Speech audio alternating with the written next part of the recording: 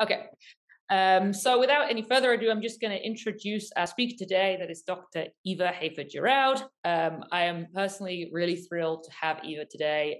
We've kind of worked together in some capacities over the last few years. I find her work to be really brilliant and exciting, and I think she's a really important scholar who is contributing to conversations about veganism. Eva is currently a senior lecturer in digital media and society at the University of Sheffield in the UK. Her work is extremely interdisciplinary and intersectional, working, I believe, at the boundaries of media studies and sociology, and combining interests in activism, animal studies, veganism, amongst many other things. Eva's published extremely widely across a whole range of journals, but perhaps most impressively is that she's published 2 whole monographs in the last 2 years. So the first is What Comes After Entanglement, which was published with Duke University Press in 2019, a book that seeks to problematize and complicate the valorization of entanglement as a principle in a lot of post-human theory. And then the second book, Veganism, Politics, Practice, and Theory, came out with Bloomsbury Academic in 2021. And that, I believe, is going to be the main subject of Eva's talk today. So if I just invite you all to just very briefly unmute to welcome Eva. Share my PowerPoint. I was also going to say that I'm a little bit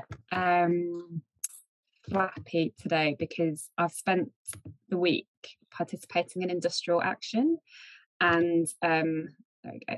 I'm just going to mute.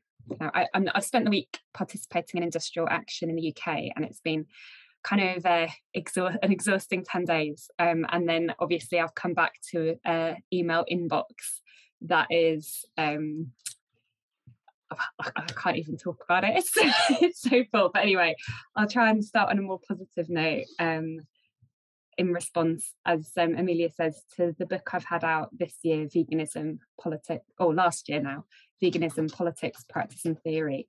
But I did also want to talk about some themes that were from my first book as well. And I wanted to sort of link both of them because I think each in slightly different ways, they speak to a discourse that I've seen quite a lot this week, or seen reopened a lot this week on Twitter in relation to quite problematic framings of veganism as a form of kind of purity politics, which I think is something that a lot of people involved in vegan studies or who are vegan have spent a lot of time trying to kind of contest as a stereotype. But it's something that still recurs as a trope in the media, but also in certain academic contexts. So really what I wanted to do today is trace some of the ways across these books that I've tried to kind of, I suppose, examine and also contest to some extent this kind of idea of veganism as a form of purity politics. So I'll start by talking about how I've approached veganism in my first book, What Comes After Entanglement, which, as Amelia said, was a kind of attempt really to engage sympathetically but critically with a body of theory that's sort of represented, broadly speaking, by this pile of books, which are texts that I simultaneously love and have been really inspired by, but have also kind of, like many other people, I think, started to ask more critical questions about, in particular, the forms of ethics that I think emerge from some of these texts. So broadly speaking, one of the central arguments that has been made by some of these books is that it's really important to start to move beyond notions of the human as the locus for ethics and politics. You know, in a time of climate crisis and sharp declines of biodiversity, it's obviously incredibly important to find ways of, I suppose, thinking about and obviously acting in the world that somehow dissenter normalized notions of kind of the human as central to everything. And these texts have kind of approached this sort of broad task in a range of ways, but I think one of the kind of key things they've done is try to move beyond sort of positioning the human as somehow removed from and sort of set apart and above from the so-called kind of more than human world or the so-called natural world. And they've done this through emphasising sort of entanglements between humans and all manner of other beings, from microbes and minerals to technologies and, of course, non-human animals.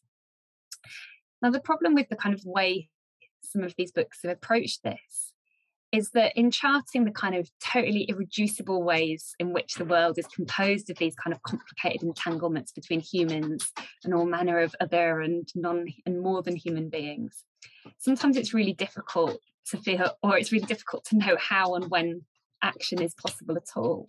In a world that's irreducibly complex and entangled, what space is there to kind of actually find ways of acting ethically? And that was the kind of starting point really for my book, and also a starting point, I think, for various other texts that have emerged over the past few years, as epitomised quite nicely by this quote from Alexa Shotwell's Against Purity. As Shotwell points out, the specifics of how we would understand and act on the ethical call that these bodies of work make, as in kind of relational, more than human sort of theories, are somewhat thin. In these texts, theorists don't tell us how to parse the specifics of the ethical call or the relational economy towards which we might aim to behave more adequately. And in my own kind of work, I was trying to really kind of think about this question in a sort of slightly different way to Shotwell, by drawing inspiration from existing forms of activist practice that had really tried to kind of find ways of acting amidst complexity. Because I think activism does this sort of all the time. Activists are always having to make concrete decisions about how to push for some ways of doing things and not others, and make kind of concrete decisions to sort of really push for particular ethical visions of the world, and in the process contest other realities or contest the status quo in some ways. And so I felt that there was a lot to sort of draw inspiration from in terms of things that people were already doing, forms of activism that already existed out there. And that learning from the activist practice could in many ways productively speak back to theoretical work that's tended to kind of emphasise reducible entanglement and complexity, without necessarily always being very good at telling us what to do once we've recognised that the world is a complex, entangled place. The other thing that I took inspiration from as a kind of starting point, as well as activism, was work that had already enacted a sort of sympathetic critique of relational thought from fields such as anthropology, such as Marilyn Stratton's work, who's kind of talked about the importance not just of looking at networks, but moments where kind of the edges of those networks arrive, from people like Karen Barad, who'd sort of argued that it's important not just to take into account narratives of entanglement, but kind of moments at which certain realities come into being at the exclusion of others. I think it's like Joanna Latimer, who's tried to kind of turn attention to the sometimes quite violent actions that take place when some worlds are brought into being and others are violently foreclosed. The theory that I suppose the kind of work that I really took inspiration from, though, was this kind of lovely article by Franklin Gunn, which provided, I think, a really nice, concrete, everyday example of, I suppose, some of the kind of limits of theoretical work that's sort of seen an ethical potential in entanglement and kind of coming together. Gunn points out the vitalist emphasis on gathering together and relationality leaves little room for the radical otherness of the other, or anything that might question the desirability of being attached. And what I really like about this piece in particular is that it takes this really kind of quite complex body of theory that I've skimmed over slightly crudely, and it really kind of grounds it in thinking about kind of everyday encounters in the garden. And kind of Gunn's example is how he did this kind of study really on how gardens dealt with slugs, non-human beings that maybe are not desirable for certain people. And kind of Gunn's point in this article was that it's really difficult in some instances to allow everything to flourish in the same place at the same time. In this case, it's really difficult for slugs, gardeners, and different types of plants to maybe exist convivially in the same place. And often some forms of relation might have to be contested or, changed in some way in order to allow other relations to flourish. And again, actually kind of interviewed a lot of gardeners to sort of reflect on how they dealt with slugs. And these kind of solutions range from quite violent engagements. So some gardeners would obviously, use slug pellets, etc. Some people tried to kind of didn't want to kill slugs, so we're like throwing them over garden hedges for birds to eat. And some people just decided that maybe there were more ethical ways of dealing with it, or dealing with beings like slugs, such as just simply planting things that slugs didn't like to eat. And again, kind of point in turning attention to this kind of really nice everyday case study is that while it might not be possible for everything to flourish in the same place in the same time, concrete decisions need to be made about, which relations to push for and not others.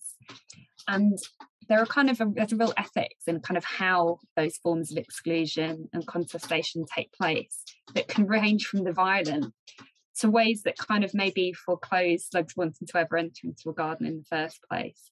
So there are kind of really difficult ethical questions that are bound up with decisions maybe to alter, change, or contest certain relationships in the world for the sake of allowing others to flourish.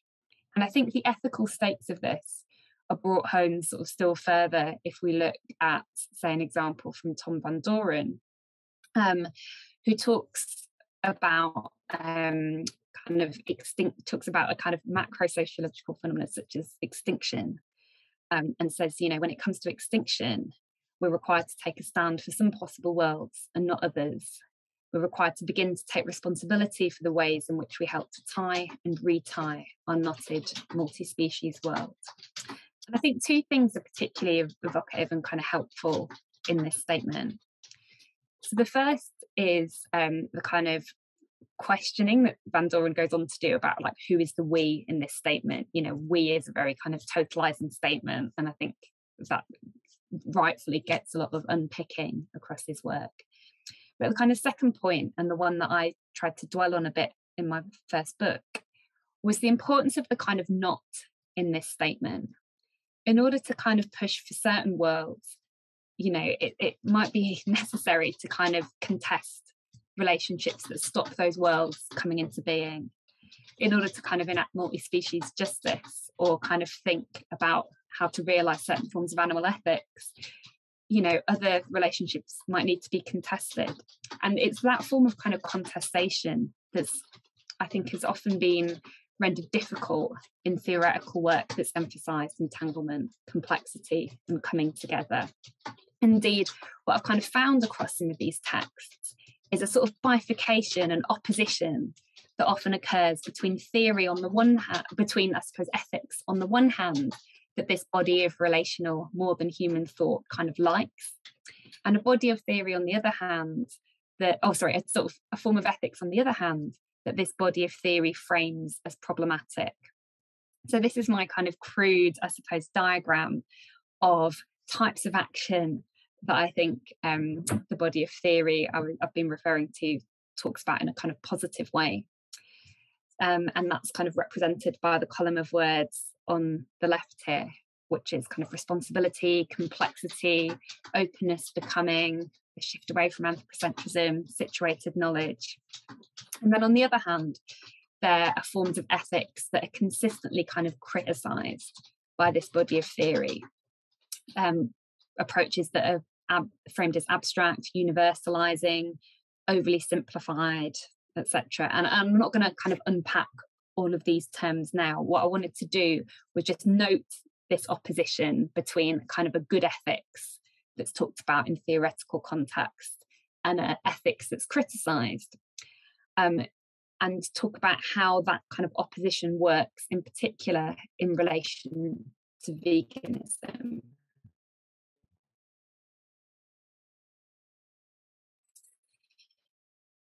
So veganism, unfortunately, I think, has in a lot of theoretical contexts. It says my internet's unstable again, but hopefully you can still hear me. Okay.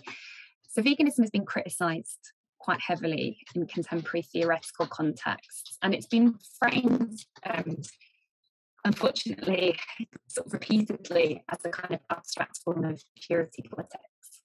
So if we take this first quote by Donna Haraway, for instance, Haraway describes or argues that kind of every form of eating, every form of every way of living in the world involves some sort of killing. There's no kind of position of innocence with which to act from.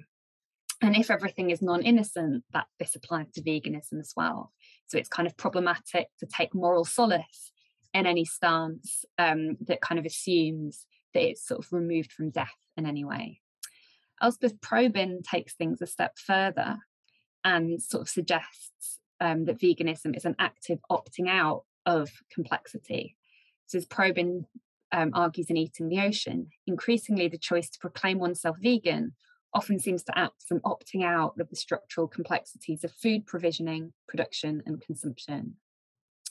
Shotwell takes a much more sympathetic and, I would argue, potentially nuanced approach, and just sort of pushing attention to or sort of forcing attention to the fact that, I suppose, eating is framed by structural issues. As Shotwell argues, food and energy systems are always systems. If we hold ethics to the level of the individual, we restrict ethical choice to those who are most privileged by and within the system. And veganism is the kind of example Shotwell uses to kind of work through the risks of a kind of form of purity politics that insists on a sort of morally correct way of eating or living. I shouldn't restrict veganism to discussions of eating, way of living in systems that are kind of always unequal and always involve inequity and violence in some way. Now, one of the things that I became increasingly sort of uncomfortable about when reading these critiques of veganism is, firstly, that they seem to be making kind of empirical claims about what vegans themselves thought or felt about veganism. So in this first quote, for instance, there's a sort of inference that people use veganism as a kind of alibi to feel that they're kind of exempt somehow from violence and killing. You know, Probyn makes a very strong claim that veganism is a kind of opting out of complexity. And Shotwell's kind of work, though I think has been very important, has sometimes been taken up by others to sort of label veganism purity politics. And this often occurs without necessarily speaking or engaging with vegans to see if this is actually the assumption that people make. My other kind of discomfort is that this theoretical critique can align sort of slightly uneasily with long-standing criticisms of ethical decision-making that occur within very unsympathetic mass media contexts. In other words, these kind of broadly progressivist critiques of veganism that occur in theoretical contexts, which I think are coming from a place of, you know, wanting to be situated, wanting to kind of recognise that inequalities might shape access to ethical choices, etc., actually end up meshing and making very similar points to quite, I suppose, reactionary perspectives in the mainstream media and in alt-right websites. So this kind of first quote, for instance, was from a piece by Joanna Blythman in The Guardian, which was, you know, say, "Can vegans stomach the unpalatable truth about quinoa?" And this generated kind of a huge amount of contestation. It had many claims about what vegans thought and felt that were then sort of debunked quite extensively, but the article still sort of remains up. It's kind of framed as a sort of gotcha moment for vegans, you know, oh, vegans, you think you're so ethical, but actually, you know, plant production has kind of violence associated with it as well. And I think there are obviously lots of important issues to be made and, you know, arguments to be made about that, but not if it's sort of framing this kind of critique as a gotcha moment. That seems to be in bad faith rather than exploring these issues in a more sensitive and context-specific way.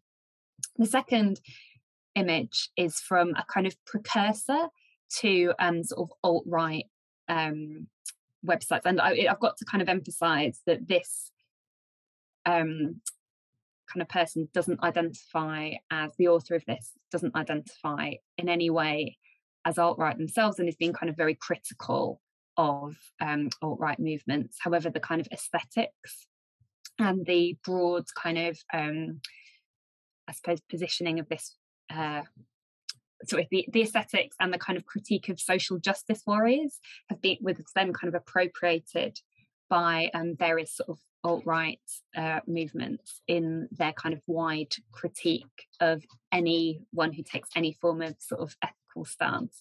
It kind of echoes with, I suppose, one of the points Laura Wright makes really helpfully in the Vegan Studies project, where there's a kind of hypermoralism that occurs in which any sort of moral stance is kind of criticised for being hypocritical just for the act of taking a stance. And I think you see this going on here, and it kind of intersects in quite kind of uneasy ways, I'd suggest, with theoretical literature that's, you know, coming at things from a very different perspective. So I'm going to sort of briefly now touch on how I talked about this in the first book, before sort of closing with a more sustained discussion of, I suppose, more empirical data, really, that I drew on in my second book when I was trying to sort of unpick and reflect on this kind of framing of veganism as purity politics in a little bit more depth. So in my first book, I had a kind of central chapter 3, where I talk about veganism in the context of protest camps. And the reason I do this is because I felt it was really important to kind of try and, I suppose, complicate assumptions of veganism as something abstract, universalizing, unsituated. And I turned to this protest camp, Horizon, which was took place in 2005 as part of anti-G8 protests, which was sort of, the G8 was being held in Gleneagles in Scotland, which is sort of between Edinburgh and Glasgow near Stirling. And activists set up a kind of eco-village, which was a sort of temporary experimental community, firstly as a convergence site to protest the G8, and secondly as a place where people were sort of trying to experiment with sort of prefiguring anti-capitalist alternatives in the present. They engaged in alternative media networks. They engaged in all sorts of alternative infrastructure creation to support the community. And it's this creation of anti-capitalist infrastructures that I found really kind of productive in trying to contest stereotypes about veganism as being something, as I say, abstract, single issue, you know, purity oriented. And I did this by kind of looking at 2 chapters in particular, plus associated literature from this book, which contains a lot of activist narratives about the protest. And I kind of focus in particular on 2 examples of infrastructure from this protest camp that I think are really productive in kind of complicating theoretical debates. So firstly, I focus on an example that's always talked about positively by some of the theorists I've mentioned earlier.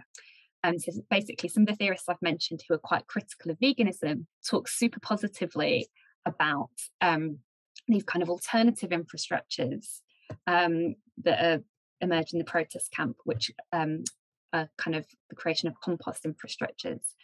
And compost is talked about in so many different theoretical contexts as this kind of really positive and sort of progressive way of sort of exploring alternative material ways of creating infrastructure, alternative ways of living. And the activist Starhawk is kind of, again, framed in very kind of positive ways as somebody who has kind of pioneered, I suppose, alternative experimental ways of living that enact ethics in a sort of non-universalizing, situated way. And I think this quote for me really speaks to why Starhawk has been talked about so positively, and I kind of find it a really nice quote. So Starhawk talks about in a chapter to this edited collection, because we've built compost toilets, we have to actually think about what happens to our shit and who's going to deal with it. We're spoiled normally, a young woman says. We don't usually have to think about any of this. It's anarchism in practice, I tell them, being self-responsible at a very, very basic level. In that moment, watching the realisation dawn on them that water has to go somewhere and shit has to be dealt with somehow, I feel that all the work and the stress of this project has been worth it. So in this chapter, essentially, what I sort of suggest is that one of the reasons that Starhawk and composting in general are talked about so positively is because they're seen as a form of very situated ethics, people actually having to create infrastructures in local context, using the resources out there, using the resources that are very particular to that context. And the act of creating those infrastructures forces responsibility. It kind of raises awareness. It kind of sort of renders things that are normally invisible very visible. It kind of highlights wider social inequities that surround water and toilet provision. And so it's a consciousness raising action, but it's also a sort of act of materially trying to sort of prefigure alternative ways of doing things. What I find really interesting, though, is at the same time as there's this kind of real positive narrative about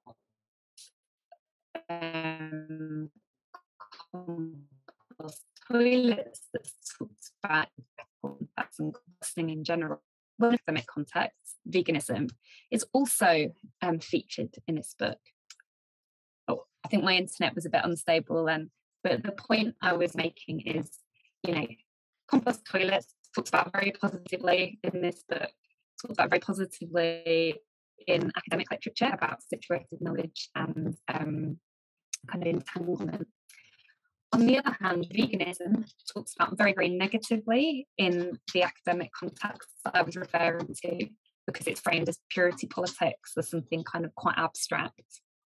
And what I find really helpful in this book is that it totally kind of unpicked that opposition. It kind of debunked various stereotypes about veganism by showing how kind of similar the creation of food infrastructures is to the creation of compost infrastructures.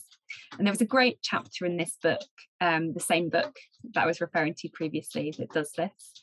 It's kind of nice sort of comic strip, essentially, by Izzy Morgan-Muffle. But there's loads of other kind of nice commentary pieces about how these kind of infrastructures of creating vegan food were developed and enacted at the protest camp in an attempt to make things as kind of in attempt to kind of realise and prefigure the world that activists wanted to bring into being, a kind of world in which human-animal relations are kind of reworked in particular ways. But how this was thought about in a very situated way, in a way that was trying to be attentive to other forms of social and cultural hierarchies as well. So I won't go into it in too much depth, but there's some fantastic activist testimony about some of the different ways in which they tried to kind of balance sourcing food that was local, sourcing food that was kind of easily accessible and organic, with the kind of need to engage with veganism. And the reason why this is so important, I think, is that in academic context, or when I say academic context, I'm talking again about the sort of relational, more than human theories who've been critical of veganism.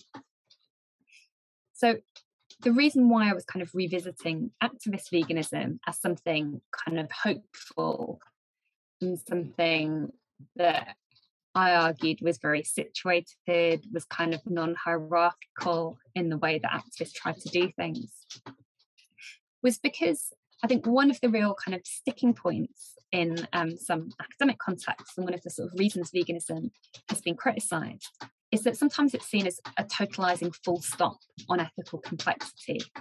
It's framed as something that kind of shuts down debate about the right way to do things and presumes there's a kind of right ethical answer. And one of the points I was trying to make in the book was that, okay, we could argue that it does that, but actually any form of action or non-action imposes a decision in some ways. Saying that a space is non-vegan is imposing a kind of answer, is imposing a way of doing things, as much as kind of making a vegan space.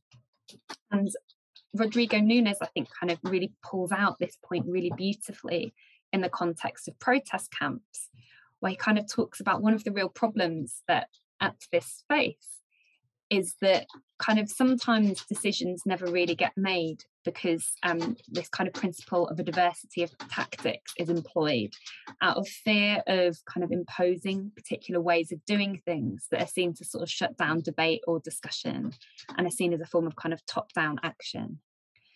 As Nunes sort of describes, this kind of introduction of a diversity of tactics can be problematic in itself, though, as sometimes kind of pluralism itself shuts down debate. Sometimes different ways of doing things in the world are just incommensurable with one another. And the kind of example that he talks about are debates about kind of whether activists should use kind of violent or non-violent kind of forms of direct action, for example. And kind of he says that one of the problems is that you can't have kind of an activist collective where some people are engaged. You can't kind of resolve this problem through a diversity of tactics and say, well, one affinity group can go off and engage in violent direct action while others can be pacifist, because the whole kind of group work, because the kind of existence of violence sort of negates the possibility of pacifism. This kind of same point is made in relation to media tactics. Nunes describes how, when it comes to engaging with the media, you often get a situation where some activists really want to engage with the media, other activists don't. And it's not enough, it's not kind of good enough really to resolve the situation through just kind of telling people that, every affinity group can do what they want, because as soon as one group talks to the media, they end up becoming almost the spokespeople for the group as a whole and sort of seen as representing everybody's kind of beliefs and opinions, including those who kind of have chosen not to engage. The fact that some people are talking to the media means that a policy of kind of non-engagement with the mainstream media is rendered an impossibility. And kind of some of the, I suppose, theoretical work that's framed veganism as shutting down complexity as a kind of totalizing position, I think maybe doesn't kind of, or hasn't really reflected on the fact that any way of acting shuts down other possibilities. You can't have just as you can't have a space that's violent and non-violent at the same time, you can't have a space that's vegan and non-vegan at the same time. And so kind of concrete decisions need to be made about kind of which world to bring into being and not others. And in the chapter, I was trying to argue that there are so many instances of grassroots activism that have made these concrete decisions about kind of, being vegan, about, which world they want to kind of see, about how to do things, whilst also trying to be accountable to the inequities and exclusions and problems that might kind of come with those positions, and be kind of reflexive in the way that those forms of activism have sort of responded to those positions.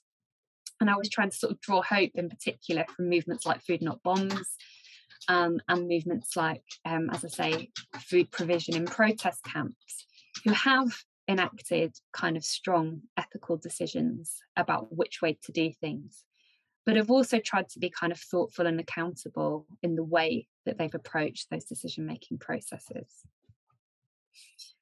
So as I said, I was being quite hopeful and positive about the lessons that could be learned from grassroots activism. And I kind of finished my book several years really before it actually got published. And by the time it actually came out, various things had happened that I suppose had made me feel much more critically about the sort of hopeful potentials of veganism to be a space that could kind of be an entry point into complexity, rather than just a kind of sort of position, I suppose, of I suppose an identity marker or a sort of position of ethical purity. And one of those kind of big shifts, I think, is outlined really nicely in Richard White's piece in Europe Now, looking backward, moving forward, articulating a yes but response to lifestyle veganism. So I was writing about vegan activism from almost 20 years ago now. And obviously in the interim period, things have changed a lot. And I think this might be best crystallized by an image like this, a kind of Greg's sausage roll, which kind of, I think, reflects the sort of, I suppose, crystallizes how veganism has really shifted to the mainstream in this very kind of commercialized way that has all sorts of kind of positives about it, but also carries tensions. And I think some of those tensions probably complicate some of the more hopeful arguments I was making about veganism as a kind of way of entering into more kind of complex debates about the way the world should be and how veganism can connect with other types of ethics. And so now I'm going to kind of close by sort of reflecting on how the last chapter of my book from last year, Veganism, Politics, Practice and Theory, sort of approached some of those questions. And in the final chapter of that book, I discuss what I call a kind of post-vegan sensibility, which really refers to the way that, I suppose, inspired by kind of post-feminist thought that suggests that at the same time feminism has become kind of more and more visible in popular culture, there are various forces in play that kind of undercut any sort of structural change that feminism has sort of historically kind of pushed for to make a kind of difference on a sort of infrastructural and institutional level. And it's kind of various, I suppose, tendencies that I think have emerged with the popularization of veganism that I tried to kind of focus on at the end of my book, which I think unfortunately are kind of factors that do kind of undercut some of the more kind of collective hopeful potentials that have been present in certain strands of veganism. And I do this by kind of looking at various examples from popular culture, various trends. But I also kind of engaged in some interviews that I found often really inspiring with people who are kind of long-term vegans. I kind of initially was interviewing people in different contexts, but then I realised everybody's experiences were super different. So in the book, I just focused on 15 interviews that I did with UK-based vegans and talked to them about how exactly they feel about the rise of veganism, its popularisation, and I suppose some of the tensions that have perhaps emerged with that. And really this idea of a kind of post-vegan sensibility has kind of been informed by those kind of really thoughtful reflections from interviewees, as well as from the kind of wider, I suppose, backdrop of veganism's popularisation. And so the chapter's called plant-based veganism or post-veganism or plant-based capitalism.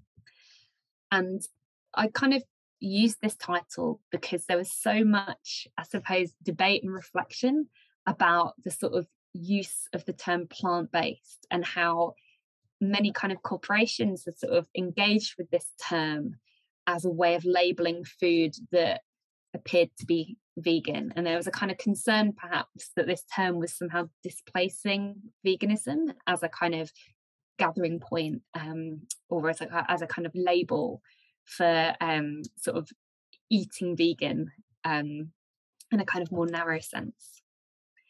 So in particular, I kind of work through what kind of plant-based capitalism might mean by kind of reflecting on the following features. Firstly, the idea that kind of veganism has sort of shifted, or the kind of rise of plant-based capitalism has taken sort of more expansive understandings of what veganism is and means and sort of reduced it to just a diet. Secondly, that there's been a bit of a kind of corporatization of veganism with the emergence of certain products.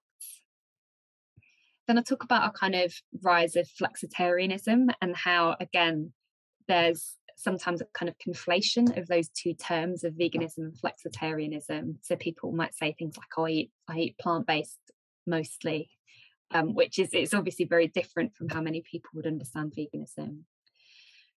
Greenwashing and the green premium. So again, this kind of, these are all sort of interrelated themes, but again, it sort of links to the idea that companies are sort of deliberately using veganism as a way of branding their products as being kind of more ethical in order to charge more for them often. And secondly, ethical displacement, where the aesthetics of veganism are taken up, but maybe the meanings are not. And finally, and this really echoes, I think, Laura Wright's great work on veganism, this kind of sort of, I suppose, real surge in health food veganism that kind of engages with masculinity in very particular ways. So I'm just going to very briefly close by going through those themes. So the first theme, just a diet, I think was reflected really helpfully in, interviewees who found it incredibly ambivalent that there was this kind of, as I say, surge in popularity for veganism, but that it was becoming just about food. So people talked about vegan fairs in particular, attracting thousands of people, but somehow, it's all about food. There was another fantastic quote from an interviewer who was talking about, the shift away from kind of cafes where you might encounter paraphernalia from activist groups, hunt sab stickers and kind of leaflets and kind of punk posters and, sort of links to other forms of animal activism in particular. And how, you go into a cafe now and it's probably just a cafe. There's no ethical agenda behind it at all. And there's this kind of real sort of shift away from those connections with other forms of animal ethics or indeed other social justice issues. And the kind of key concerns here was that there is a sort of, and this again was shared across multiple interviewees, that a focus on food might neglect veganism's contestation of other human-animal relationships. And that a focus on maintaining maximising consumption choices within existing food systems might foreclose questions about how to challenge these systems. Once these systemic questions are hidden, it might become more difficult to explore connections with other social justice issues, such as environmental politics or workers' rights. So there's a kind of real concern here about a kind of narrowing in about what veganism might mean. It's linked to this kind of second theme of corporate veganism. So had a great conversation with Ali here, where they were just referring to these kind of ways in which everything used to be kind of much harder, even just a decade ago. If you wanted to have a burger, you had to kind of make it yourself. You had to kind of bring everything with you if you wanted to eat out. And for me, this crystallized something that almost everybody said in their interviews. Everybody felt that there were so many kind of positives. Like the thing that came up several times that people said, it's fantastic to be able to eat on the train. It's amazing not to be able to just have to rely on peanuts and crisps, and you can buy a sandwich now and that's fantastic, or a Greggs sausage roll, and just makes existing as a vegan so much easier. But on the other hand, there was a kind of sense of ambivalence associated with it. Everyone felt it was great in being more accessible, but also this kind of corporatization people felt could be potentially risky. If you've got companies such as McDonald's making plant burgers, some people were saying, well, we can't really call that vegan. And there was a lot of debate and discussion over that. On the one hand, it's easier. On the other hand, is there a kind of risk of, just becoming another sort of marketing segment for large companies who'll kind of keep on, engaging in ethically problematic practices for humans as well as non-human animals. And this links to kind of another theme of veganism being framed as something flexible. We can see this with the kind of debate surrounding the Rebel Whopper, which Kate Stewart and Matthew Cole have written about, I think, really nicely, where they kind of deconstruct what's happening here with the kind of launch of this product. But what the kind of Rebel Whopper is really, I think, what I find Rebel Whopper really interesting is that if you look at this kind of advertising campaign that was in the UK, you would kind of assume that this was a veggie product. However, the Advertising Standards Agency actually kind of finds Burger King tool. It was cooked, it was cross-contamination, it was cooked on the same grill as meat. Oh, it's saying I've got unstable internet. We can still hear you. You can still hear me. Okay, great. And there was kind of non-vegan mayonnaise in it, etc. But there was kind of, what was interesting is this adaptation of the branding. What was more interesting is the defense that Burger King gave was that, yes, it was kind of plant-based, it was sort of appealing to plant-based audiences, but it was more appealing to kind of flexitarians, the flexitarian market. And that was deliberately used as a sort of rationale, I suppose, for why it branded the product the way it did.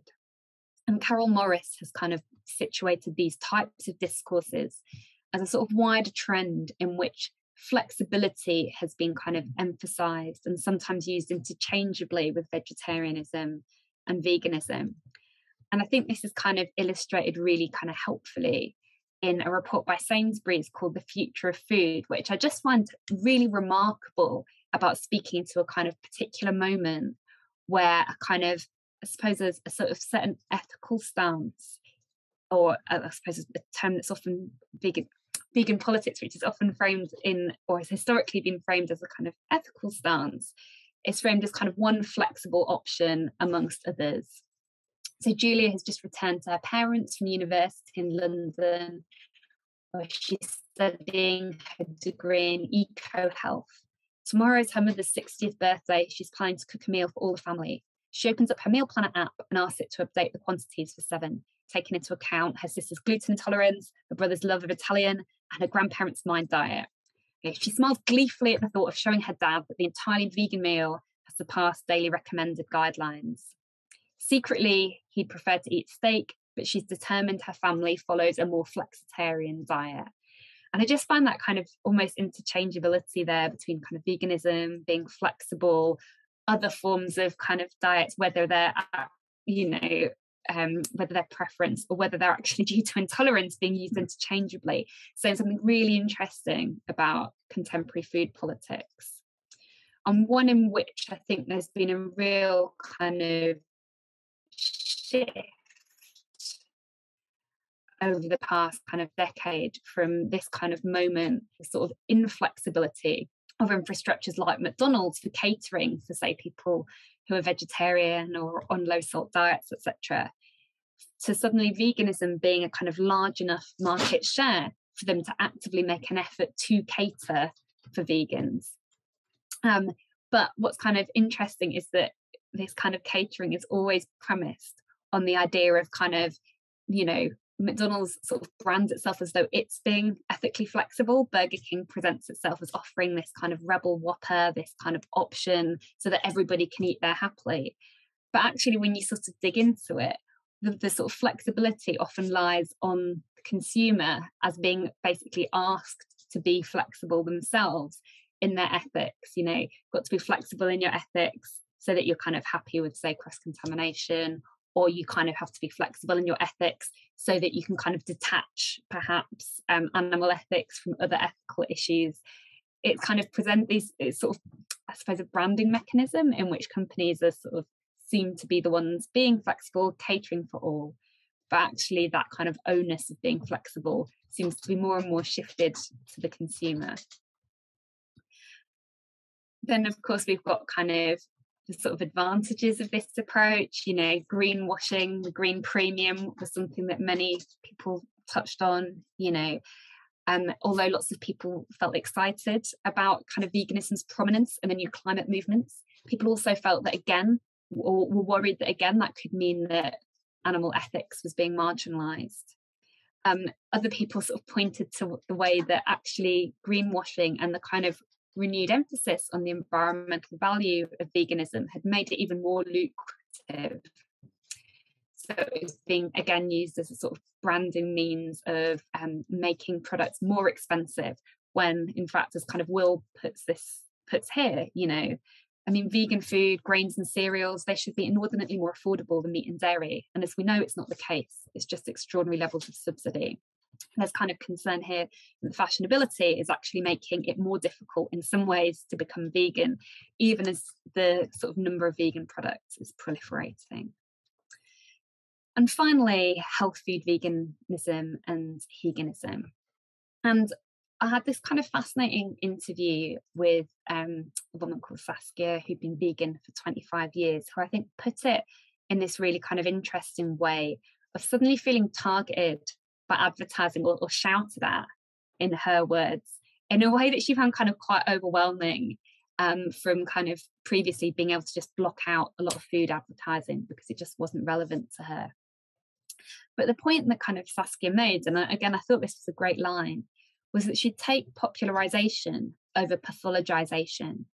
And what she kind of meant by that was that when Saskia had first become vegan, she'd actually found that it was so sort of narrowly associated with a kind of healthism and essentially kind of fat shaming rhetoric, that she felt quite kind of stigmatized by it. You know, I think she'd had this encounter where, when she was quite young, where somebody had came up to her and sort of said, you know, oh, you're vegan, you must be anorexic. And she said that she was so young, she didn't even know what the word anorexia meant, and felt that kind of her dietary choices were being kind of read onto her in a very kind of gendered way that she found incredibly uncomfortable and pathologizing.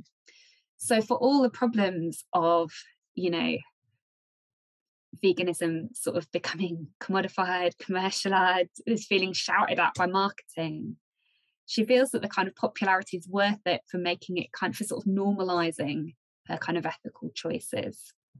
And that kind of idea of normalizing veganism, of making it more accessible, of offering routes into people, sort of recurred through kind of sort of many of the interviews I talked about, where people were just kind of really happy in some ways that things were opening up, that people who maybe couldn't have even considered being vegan a few years ago now had kind of entry points. But I think these kind of concerns were a clear kind of thread as well, particularly in line with sort of what Ginny describes here as a form of kind of ethical displacement, where in many cases, you know, veganism has sort of become a bit of an empty signifier, where, you know, sometimes even the term veganism is not used, but you get kind of products, cafes, places that almost attain a vegan aesthetic in a similar way to a punk aesthetic, but don't necessarily have kind of any, I suppose, ethical or sort of vegan links at all. So as Ginny says here, there's kind of a hipness around an aesthetic that feels vegans now. I don't know if I can put my finger on it, but I get so frustrated when you go into a cafe that felt and looked like a vegan cafe. And it's not even a vegan cafe. They've got oat milk and, you know, anyway, it's just the kind of interesting here that there's a kind of form of displacement that probably, as Ginny said, happens with all sorts of subcultural movements as they kind of move to the mainstream, where maybe the aesthetic remains, but something about the ethics maybe doesn't. So what's exactly at stake here in all these discussions? I think one of the things that I've pointed out, or one of the things that I think certainly I and a lot of people I interviewed really felt as a source of tension, is this idea of when we're kind of criticising the commodification of veganism, its popularisation, is it just a form of kind of elitist boundary policing about what veganism is?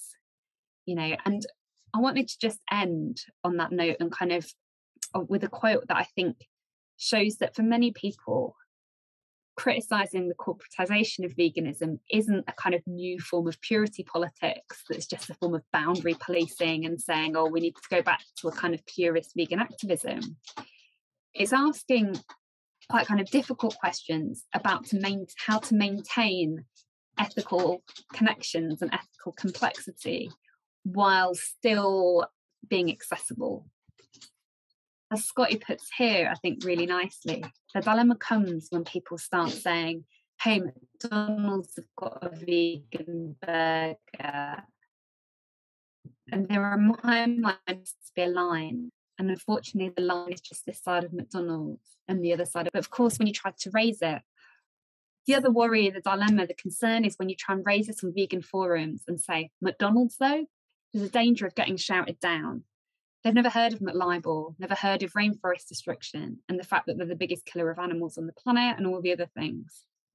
And so kind of Scotty's point here is that, you know, what can get kind of lost when veganism is reduced to just a diet is that sense of it acting as an entry point into complexity rather than shutting down complexity, which is the kind of argument I was trying to make when we go back to sort of protest camps. And I was trying to kind of say, look, you know, you've got this activist veganism that isn't a form of purity politics. It's a route into asking really complicated questions about how to eat and live in ways that don't kind of perpetuate overlapping forms of oppression. And yes, that can be really difficult, but let's kind of experiment with doing that in a protest camp or in food bombs or in this small scale activist infrastructure.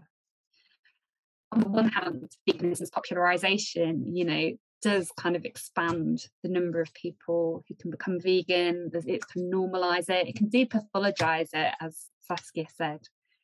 On the other hand, can it make it more difficult to kind of ask these complicated connections, or to draw these kind of more complicated connections between the politics of consumption and other forms of violence and inequity. So the concerns here are of the importance of kind of recognising systemic constraints that might restrict ethical decisions people might make, and how veganism's corporatisation can kind of create opportunities for people who maybe are time poor, resource poor, to kind of, overcome some of these systemic issues, whilst also recognising perhaps what could be lost if, veganism is totally given over and talked about in an uncritically celebratory way in those contexts. And I think kind of drawing attention to these issues isn't necessarily about activist purity or boundary policing what veganism might is and mean, which of course varies, as I say in the book, I'm focusing on quite sort of specific UK contexts and histories here, obviously. It means very different things in different contexts. So it's not about kind of establishing one definition. For me, it's about kind of what I think is drawn out by interviewees and by looking at popular culture surrounding veganism today is different ways of approaching the kind of vegan society definition of veganism as something as kind of being trying to eliminate uses of animals in ways that are kind of practical and possible. And I think on one hand, the kind of corporate narratives sort of focus on what's practical and possible on an individual level. So there's the kind of encouragement to be flexible with your individual morals just because you want to kind of eat a particular type of food, etc. Whereas I think, the kind of more activist tradition of veganism is really trying to think about practical and possible in a systemic sense in order to kind of push for institutional change. And it's that kind of meaning of practical and possible that I think it's really kind of important to sort of maintain attuned to and to kind of engage with moving forward. So I'll end there. Sorry, I sort of unbalanced that slightly and should have, as I say, I've been on strike, so my head's a bit everywhere. I should have focused on the second stuff first, I think. Anyway, thanks very much. Thank you so much, Eva. I think so much to think about and hopefully to also discuss. So we welcome questions. If you want to raise your digital hand, that should also be under reactions. If you want to just type your question in the chat, that's also fine. So I can see Jan Dekkers has a question. Thank you, Amelia. Thank you, Eva, for your very nice talk. I just wanted to ask one little question for clarity. I wasn't sure what you called post